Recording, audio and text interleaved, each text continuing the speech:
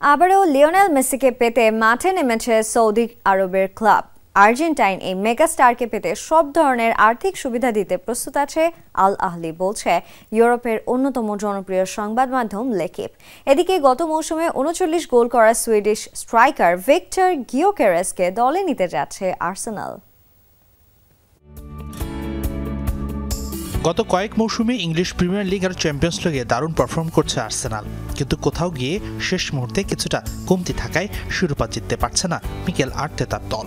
নতুন মৌসুমে সেই ঘাটতিগুলো মেটাতে এবার ট্রান্সফার মার্কেটে খুবই অ্যাক্টিভ গানাররা।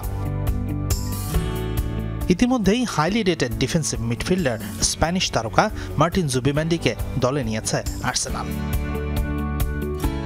এবার আর্তেতার দল ডেরায় ফেরাতে যাচ্ছে গোলমেশিন ভিক্টর গিওকেরেসকে।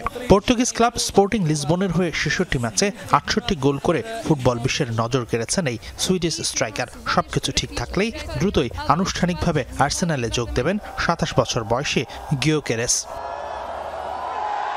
তবে নতুন ফুটবলারকে নিলে কাউকে তো জায়গাটা ছাড়তে হবে। স্কাই স্পোর্টস সুইজারল্যান্ড বলছে ২০২৩ সালে আর্সেনালে যোগ দেওয়ার পর ভালো পারফর্ম করা বেলজিয়ান উইঙ্গার লিয়ান্দ্রো ট্রোসার্ডকে ভালো প্রস্তাব পেলে ছেড়ে দিতে পারে গানাররা। এদিকে ক্লাব বিশ্বকাপে লিওনেল মেসি দুর্দান্ত পারফর্ম করলেও গ্রুপ পর্বেই ব্যর্থ হয়ে বাদ পড়েছে তার ক্লাব ইন্টার মায়ামি। এরপর থেকেই একাধিক আর্জেন্টাইন গণমাধ্যম ও তার নিকটস্থ সংবাদকর্মীরা বলছে মায়ামি ছাড়ার কথা ভাবছেন মেসি।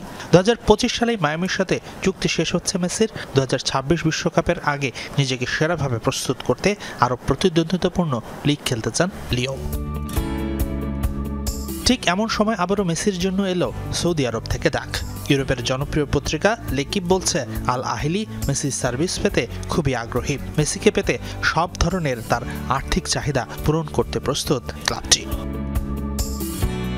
হাসানুর রহমান, যমুনা স্পোর্টস।